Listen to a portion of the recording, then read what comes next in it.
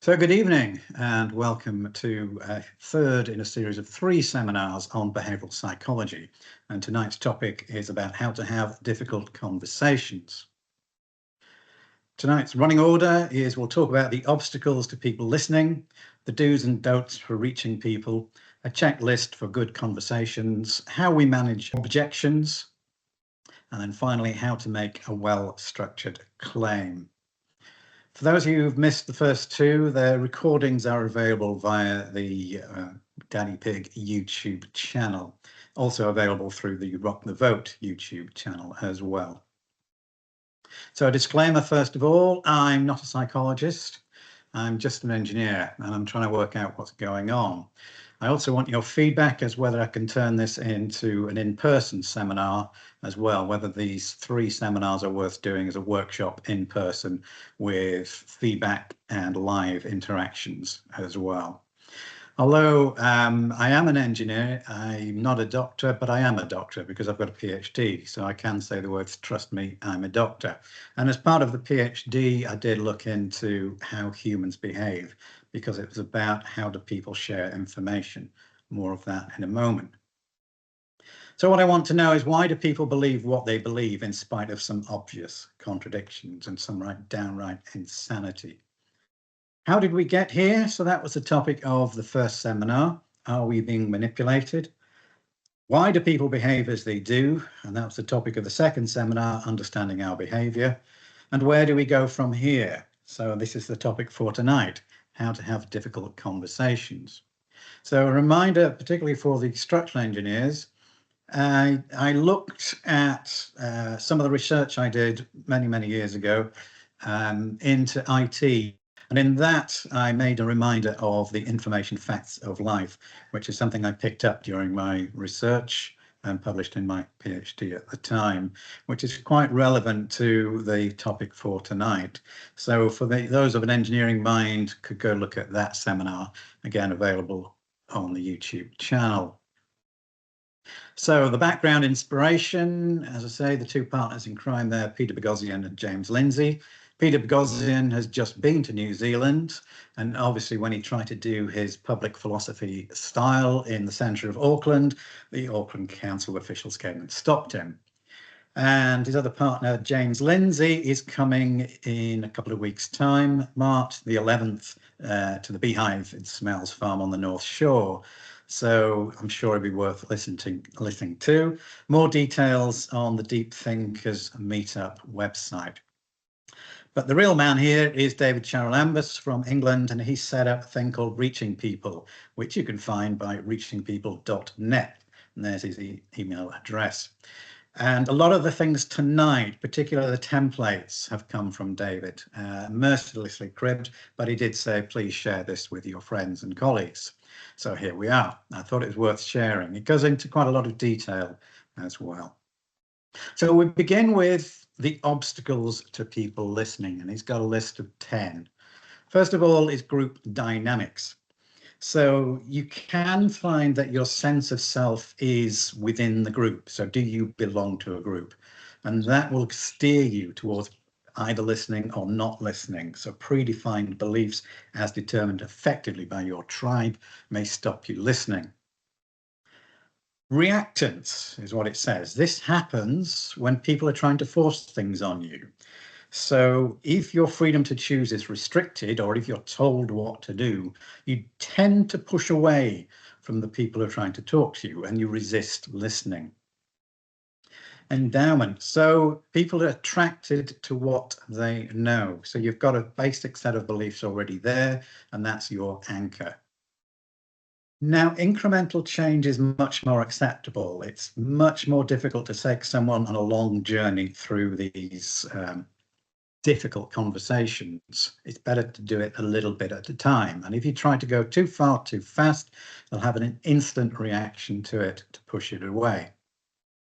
Uncertainty. Yes, we all fear change, and we fear not knowing.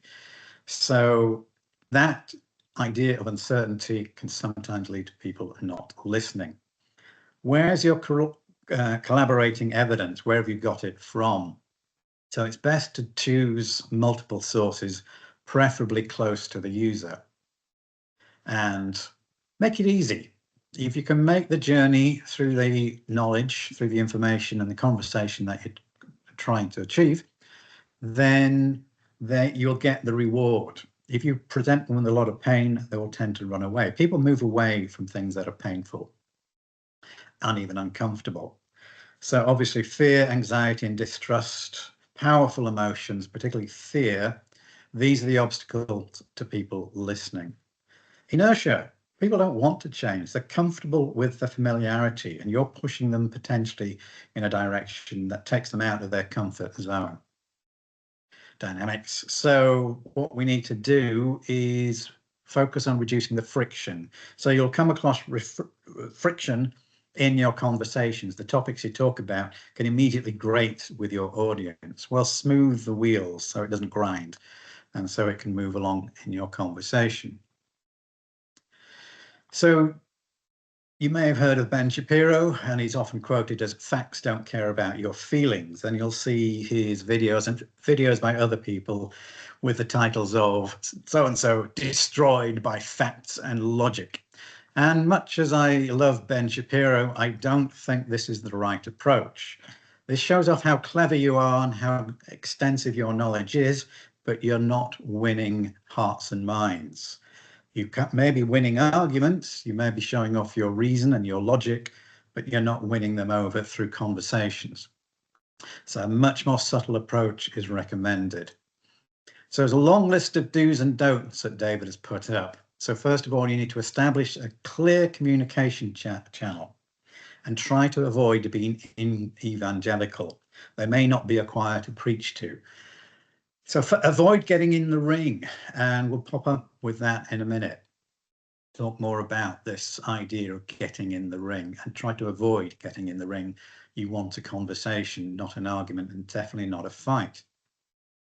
You need to honor their experience, however odd it may be, and stay within the story. There is a very easy tendency to go off beam, to go off channel and start talking about all sorts of things. So if you stick to your main points, stick to your main stories, then you're far more likely to be convincing. Don't use blacklisted references. So they may retort that that reference has already been debunked. Now, of course, just saying it's debunked doesn't mean it is untrue. But some sources will have more credibility than others. And if they are known to be blacklisted, then try to avoid using those references. Try to be aware of the common ground and the differences in opinions that you may have with the person you're talking to or the people you're talking to. And try to find that common ground, and you move from there. Respect a person's dignity. Now, this goes in hand with honor their experience. So remember, the person you're talking to is the person, however they appear or however they act.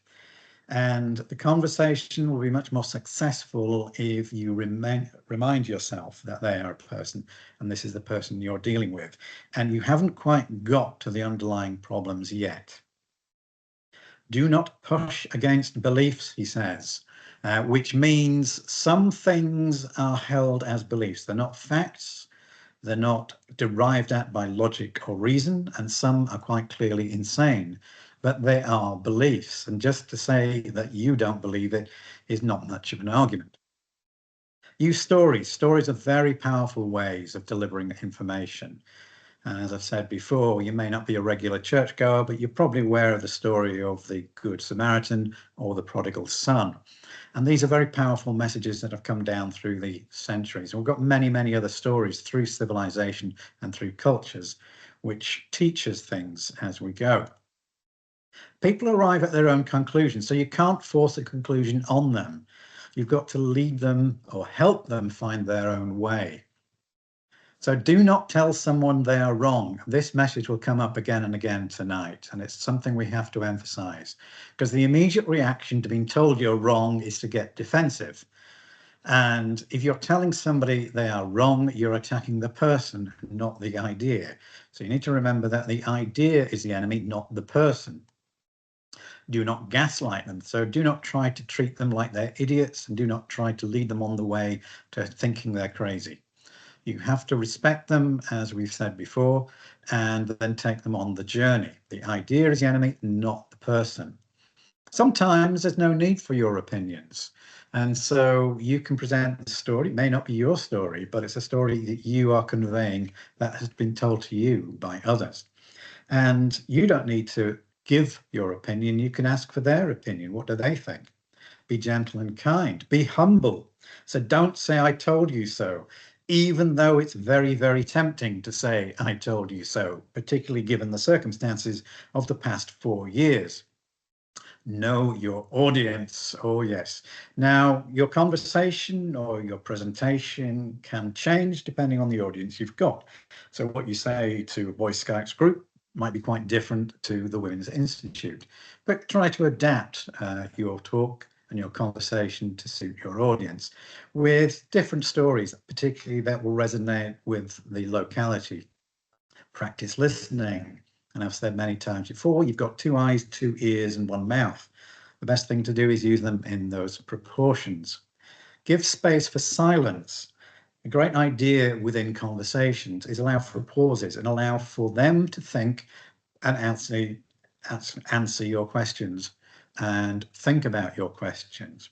So don't go on a long, rambling diatribe. Know when to stop. So this is similar to the previous one. Give space for silence. Go, know when to stop. Again, don't go on and on and on. Give them space and give them room to bring their thoughts to you. Follow up with their questions. And however rude they are, do not return the dignity violation. So here it is, do not get in the ring. And this is something David says several times. And what you want is a conversation, not an argument. So we're trying to get into difficult conversations, not to have arguments and not to have fights. And so it is very tempting in a discussion or a debate to become aggressive. You may think it's assertive, but it can end up being aggressive. And everybody has a plan until they get punched in the face, as Mike Tyson once said. And strangely enough, a punch in the face can sometimes be offensive. So let's look at dignity. He's given us 10 elements of dignity that everybody wants. So everybody wants their identity accepted. It doesn't mean you have to endorse it. So if they identify as a rainbow-colored unicorn, then that's their identity. You don't have to endorse it, but you can simply accept it. You don't have to change it. They like to be recognized for their unique qualities and their way of life. So this is part of the non-judgmental attitude within the conversation. And so you're not making a comment on their way of life. What you need to be discussing are the ideas. They also want to be acknowledged when something bad happens to them, as most of us do. Now, it's something bad, they've been injured, they've been hurt, they've been offended, acknowledge it. And then move on, because the worst thing is to be ignored, whether it's you or the audience or the person you're talking with. One of the worst things to be is ignored, that they have not had their bad occurrence acknowledged. Most people like to be safe, not just physically, but also psychological safe. And I shudder to use the word safe spaces, but don't make the environment of your conversation a harsh space or physically or psychologically threatening. So if you want to have these difficult conversations, and this is why you're here, then ease them in gently. Even though you're not providing them necessarily with a safe space, you're also providing them with a friendly atmosphere in which to converse. And everybody wants to be free from humiliation. So as part of your conversations, do not humiliate. It comes back to the dignity. It comes back to recognizing their experience. They want to be included. So to be excluded from a group or a conversation is quite offensive to them. And they want to be understood. So it comes along with the, I don't want to be ignored, but I also want to be understood. That's the next level. And to be treated fairly. They don't want to see one side of the argument being given overemphasis against their side of the argument. And so if you treat them fairly, they're more likely to come around to your way of thinking eventually they're more likely to listen to what you're saying if you're treating them fairly. If you're treating them harshly or with you're trying to humiliate them, then they're not going to listen to you. They also want to be given the benefit of the doubt. So however crazy their ideas are, give them the benefit of the doubt and allow them to explain it. And also, everybody wants to receive an apology when someone does something wrong to them. So that's the 10 elements of dignity. So let's move on to the conversational checklists. And this is the pre-discussion mindset. So the first thing you need to check is, do you accept the conditions for reaching people? Now, we've been driven apart over the last few years, and that's not fair. But is it fair and reasonable for us to go out of our way to reach others? This is the real situation we face right now. And it's important that we accept the situation in order to find solutions to it. So how do we close the gap? How do we set the scenes? How do we set up conditions where we can reach people? Is the communication channel blocked? So you can't shake hands with a clenched fist, as somebody famous once said. So make sure that the communication channel is clear, and that's much better in the real world in face-to-face communication than it is online, particularly if it's online social media and it's anonymous. It's much easier to troll and insult and so on. That isn't actually getting your difficult conversation across. Are strong negative emotions getting in the way of articulating my points? So remember, you can't deliver a message through a closed door. So some of these negative emotions you may have to resolve, as these will block your message. Get in the right mindset. So do you know how to articulate your points? And it's important to be able to be clear in your messaging. Part of this is the mindset you adopt when you approach the conversations. If you've got a strong mindset, then you will be better at debating and articulating your points. Have you got a caricature of this person that you're speaking with? So if you're face to face with a blue-haired, rainbow-coloured unicorn, then you might have a mental construct of what they're actually like and what they believe. This is a caricature or an archetype. You need to be able to break free of that if you're going to have an intelligent conversation, because you will assign various beliefs to people's appearances. So they go into the conversation, and you need to negotiate and navigate resistance. So first of all, do either of us feel threatened? Not just you, but the people you're talking with. So remember, we're asking to honour their experiences and do not return the dignity violation. So avoid the trigger labels. There are all sorts of things I've withdrawn here which can trigger people. And when people are triggered, they tend to withdraw and become defensive. And when they're defensive, they're not open to listening to you. So do not step in the ring if they use trigger labels. So be careful that you're not getting triggered as well. Very difficult at times. So are we too pushy? And so again, as we've said above, are we too pushy? You need to step back a bit. And if you push too hard in your conversation, you start becoming evangelical. You start preaching to them. What you want is a conversation. It's not a lecture. It's not basically a public debate. And do you go off piste, as we say? Or do you give contradicting conclusions? So one of the things that you've got to be careful of is using blacklisted references, as we've mentioned before. So it's much better if you stay within a story or the stories that you're telling. If you go too far away from that core, it's much easier to get distracted. The idea is you can lead the horse to water, but you can't make them drink. So you can lead the person down the conversation, but you can't make them think. Hopefully you will make them think, and you can't make them think what you want them to think. Again, know when to stop and stick to the common ground. So when you're talking about big pharma or big media, have a look at the corruption and follow the money. That is a very good common ground that people will recognize. Similarly in politics. So you'll find the common ground over things like corruption, fraud, and so on. Do we feel like we're in opposition? So sometimes, yeah, debates, you're going to be in opposition, but in a conversation, you kind of want to be within the same team and not directly opposed. So separate the person from the idea and don't step in the ring. So are you pushing against trees or these strong beliefs? If you start with the common ground, you can go for the low-hanging fruit and you start making the connection.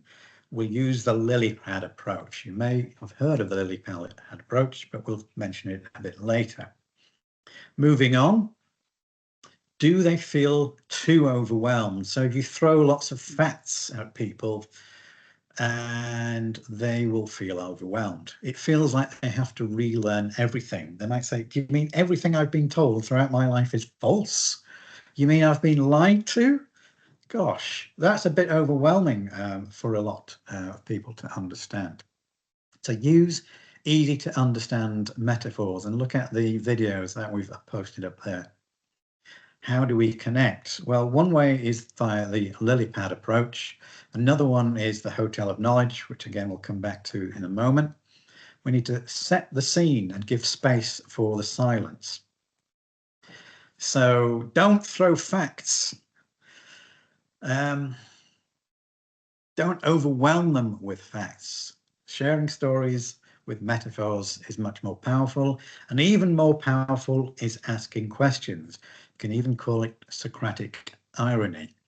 So there's a great expression, tell me and I forget, show me I remember, involve me and I learn.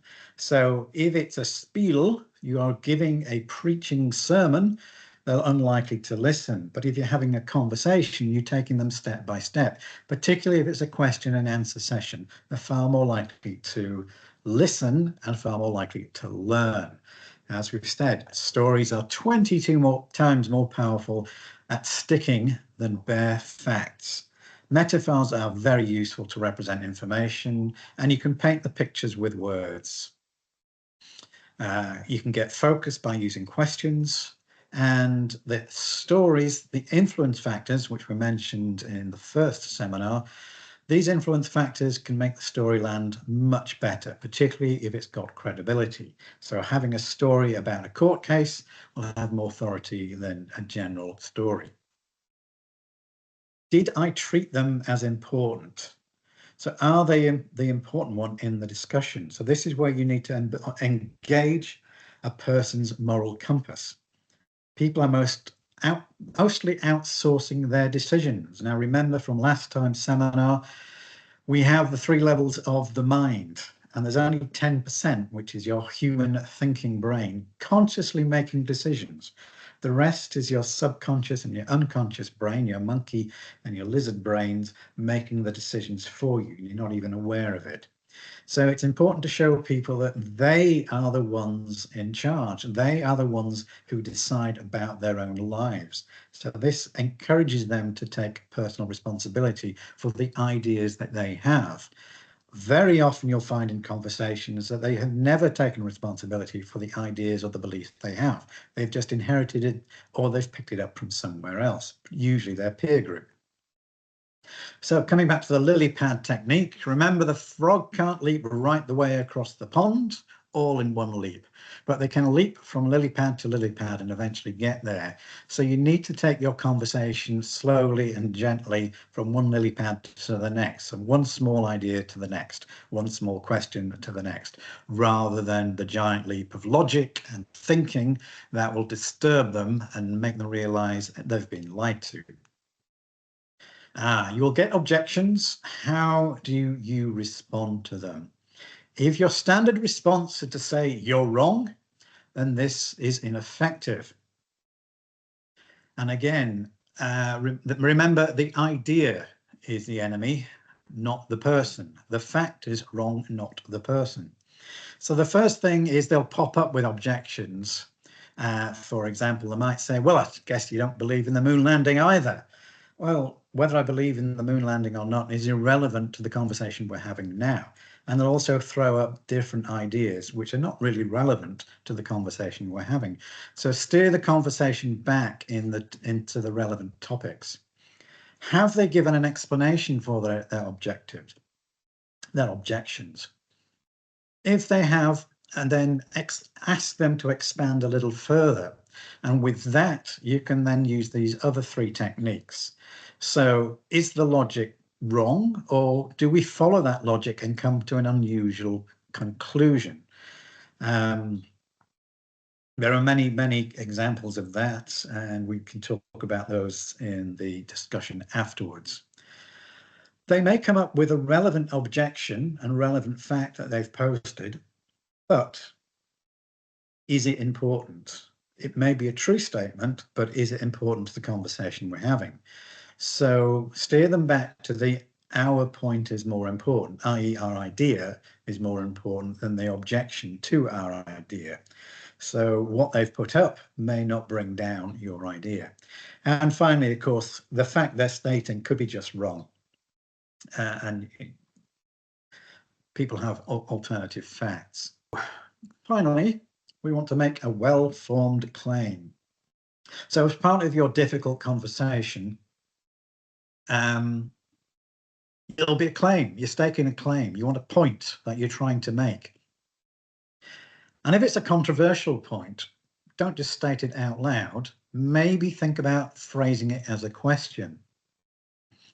And Peter Boghossian is very good at this. James Lindsay is very good at this, that they come up with questions rather than just stating, well, you're crazy, but they will come up with, this is an interesting idea you raise. How about? And can you explain how you've come to that conclusion?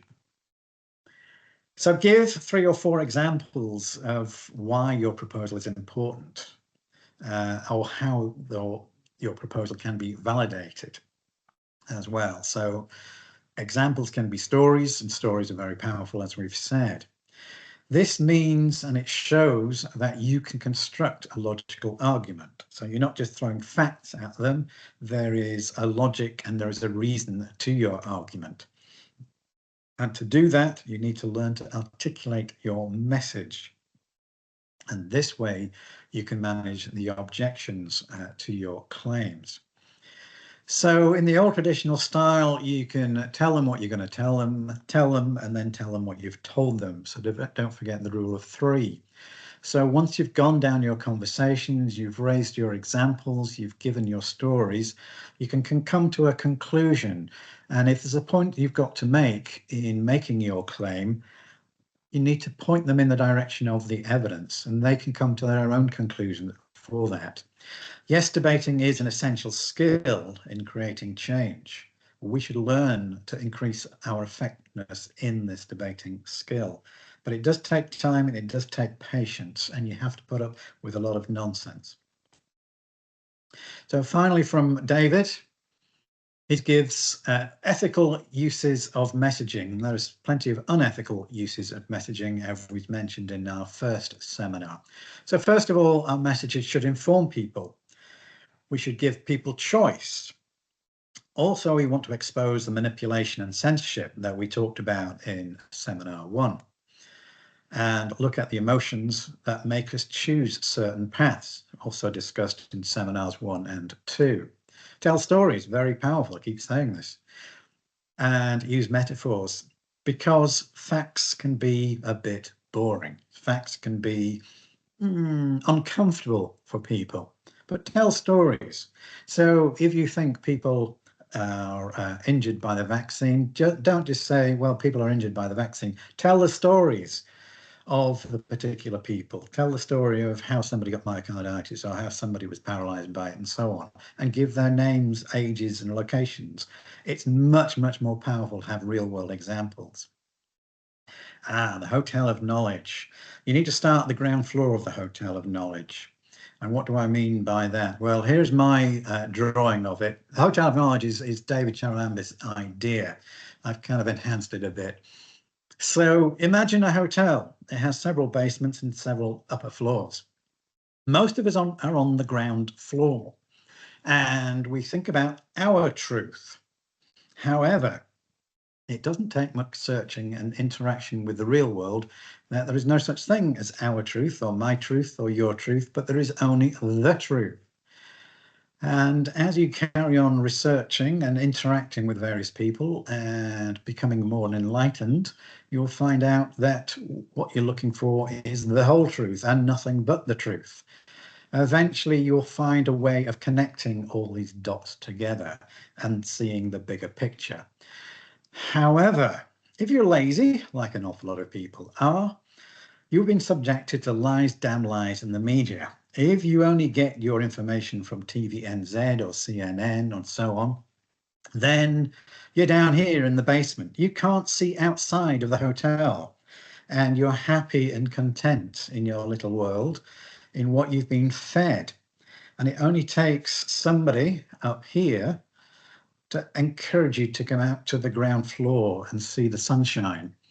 Now here we've got our red-headed researcher, and they're wondering why everybody else can't see what they can see. What's blindingly obvious to them is completely invisible to everybody else, it seems. It's because they're down here, or even worse, they're down in here. Hopefully it's much easier to talk to somebody who's on the ground floor than somebody who's in the basement. So if you can see further than anybody else, maybe you're standing on the shoulders of giants, but you've also done an awful lot of research to get there. These people haven't done lots and lots of research, lots of reading, lots of talking to other people and finding out what is the real truth. Now, we've talked about messages, and David's given us some templates for this, and I'll briefly go through this because there's quite a lot of it. And interestingly, he's got a column calling capturing attention. So whatever you want to say, try to make it personal, i.e. what's important to the audience. So if your audience is a bunch of Boy Scouts, it might be different from a bunch from the Women's Institute and so on. So what's their personal experience? So again, the more mature audience will be different from the younger student audience. And tap into their emotions. And to do this, again, the objective is not just to capture their head, you want to capture their heart. And to capture their heart first, then it'll eventually get to their head. So you can go deep, but they've got to be digestible little chunks. What you need to avoid is the trigger words and the cognitive dissonance that you'll often come across. Don't laugh or ridicule at the cognitive dissonance, just take them on that lily pad one step at a time. It's nice to know who your audience is. Unfortunately, I can't see my audience at the moment, but in a face-to-face debate or conversation, you will, and you'll also pick up on a lot more body language. You can spark attention by being surprising and give narratives in that conversation. Resonate with them if you can and ask them for feedback. So we'll go break for questions.